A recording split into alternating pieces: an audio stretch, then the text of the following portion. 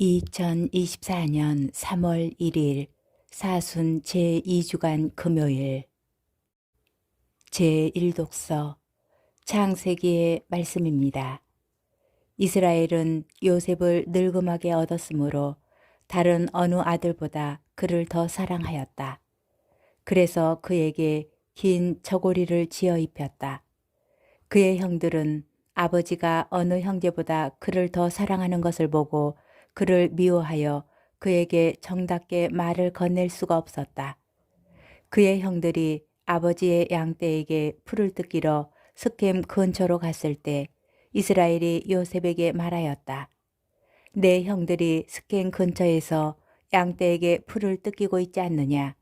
자, 내가 너를 형들에게 보내야겠다. 그래서 요셉은 형들을 뒤따라가 도탄에서 그들을 찾아냈다. 그런데 그의 형들은 멀리서 그를 알아보고 그가 자기들에게 가까이 오기 전에 그를 죽이려는 음모를 꾸몄다. 그들은 서로 말하였다. 저기 저 꼼쟁이가 오는구나. 자, 이제 저 녀석을 죽여서 아무 구덩이에나 던져놓고 사나운 짐승이 잡아먹었다고 이야기하자. 그리고 저 녀석의 꿈이 어떻게 되나 보자. 그러나 르우벤은 이 말을 듣고 그들의 손에서 요셉을 살려낼 속셈으로 목숨만은 해치지 말자 하고 말하였다. 르우벤이 그들에게 다시 말하였다. 피만은 흘리지 마라.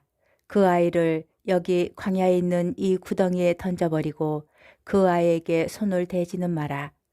르우벤은 그들의 손에서 요셉을 살려내어 아버지에게 되돌려 보낼 생각이었다. 이윽고 요셉이 형들에게 다다르자 그들은 그의 저고리 곧 그가 입고 있던 긴 저고리를 벗기고 그를 잡아 구덩이에 던졌다. 그것은 물이 없는 빈 구덩이였다. 그들이 앉아 빵을 먹다가 눈을 들어보니 기랏에서 오는 이스마엘인들이 대상이 보였다. 그들은 여러 낙타에 향고모와 유향과 바늘향을 싣고 이집트로 내려가는 길이었다. 그때 유다가 형제들에게 말하였다. 우리가 동생을 죽이고 그 아이의 피를 덮는다고 해서 우리에게 무슨 이득이 있겠느냐. 자, 그 아이를 이스마엘인들에게 팔아버리고 우리는 그 아이에게 손을 대지 말자. 그래도 그 아이는 우리 아우고 우리 살부치가 아니냐. 그러자 형제들은 그의 말을 듣기로 하였다. 그때 미디안 상인들이 지나가다 요셉을 구덩이에서 끌어내었다. 그들은 요셉을 이스마엘인들에게 은전 스무님패 팔아 넘겼다. 이들이 요셉을 이집트로 데리고 갔다. 주님의 말씀입니다. 복음 마테오복음 21장 33절에서 43절, 45절에서 46절의 말씀입니다. 그때 예수님께서 수석 사제들과 백성의 원로들에게 말씀하셨다. 다른 비유를 들어보아라. 어떤 밭임자가 포도밭을 일구어 울타리를 둘러치고 포도학을 파고 탑을 세웠다. 그리고 소작인들에게 내주고 멀리 떠났다.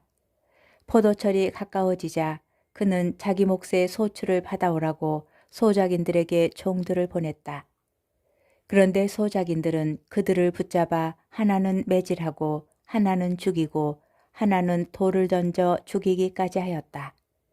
주인이 다시 처음보다 더 많은 종을 보냈지만 소작인들은 그들에게도 같은 짓을 하였다. 주인은 마침내 내 아들이야 존중해 주겠지 하며 그들에게 아들을 보냈다. 그러나 소작인들은 아들을 보자 저자가 상속자다. 자, 저자를 죽여버리고 우리가 그의 상속 재산을 차지하자 하고 저희끼리 말하면서 그를 붙잡아 포도밭 밖으로 던져 죽여버렸다. 그러니 포도밭 주인이 와서 그 소작인들을 어떻게 하겠느냐. 그렇게 악한 자들은 가차없이 없애버리고 제때에 소출을 바치는 다른 소작인들에게 포도밭을 내줄 것입니다. 하고 그들이 대답하자 예수님께서 그들에게 말씀하셨다. 너희는 성경에서 이 말씀을 읽어본 적이 없느냐? 집 짓는 이들이 내버린 돌, 그 돌이 모퉁이의 머릿돌이 되었네. 이는 주님께서 이루신 일 우리 눈에 놀랍기만 하네. 그러므로 내가 너희에게 말한다. 하느님께서는 너희에게서 하느님의 나라를 빼앗아 그 소출을 내는 민족에게 주실 것이다. 수석 사제들과 바리사이들은 이 비유들을 듣고서 자기들을 두고 하신 말씀인 것을 알아차리고 그분을 붙잡으려고 하였으나 군중이 두려웠다. 군중이 예수님을 애언자로 여겼기 때문이다. 주님의 말씀입니다. 오늘의 묵상. 어떤 밭임자가 포도밭을 일구어 울타리를 둘러치고 포도학을 파고 탑을 세웠다. 오늘 복음은 포도밭 주인의 행동을 나열하는 것으로 시작합니다. 얼마나 애정을 가지고 공들여 포도밭을 일구었는지 잘 드러내주는 표현들입니다. 동시에 이러한 묘사가 확인하여 주는 것은 이 밭의 소유자가 그 누구도 아닌 바로 주인 자신이라는 점입니다. 그러나 소작인들에게서 저항과 반역의 움직임이 생겨납니다. 주인이 자기 몫의 소출을 받으려고 종들을 보내지만 소작인들은 그들을 죽여버립니다. 주인은 인내심을 가지고 다시 종들을 보내지만 같은 소행이 되풀이됩니다. 주인은 끝까지 사랑과 신뢰로 자기 아들을 보내지만 소작인들은 아들이야말로 소유권자이기에 저자가 상속자다. 자, 저자를 죽여버리고 우리가 그의 상속재산을 차지하자 하며 죽여버립니다. 오늘 제1독서에서도 야곱의 아들들은 요셉을 죽이려 하는데 그가 자신들을 제치고 아버지의 상속자가 될 것을 두려워하였기 때문입니다. 이상한 일입니다. 누군가를 사랑하게 되면 사랑하는 사람이 사랑받는 사람에게 학대받거나 조롱당하는 일이 일어나니 말입니다. 하느님께서는 사랑으로 세상을 만드셨고 살기 좋은 곳, 포도 열매가 잘 맺히는 곳으로 일구시어 우리에게 내주셨습니다.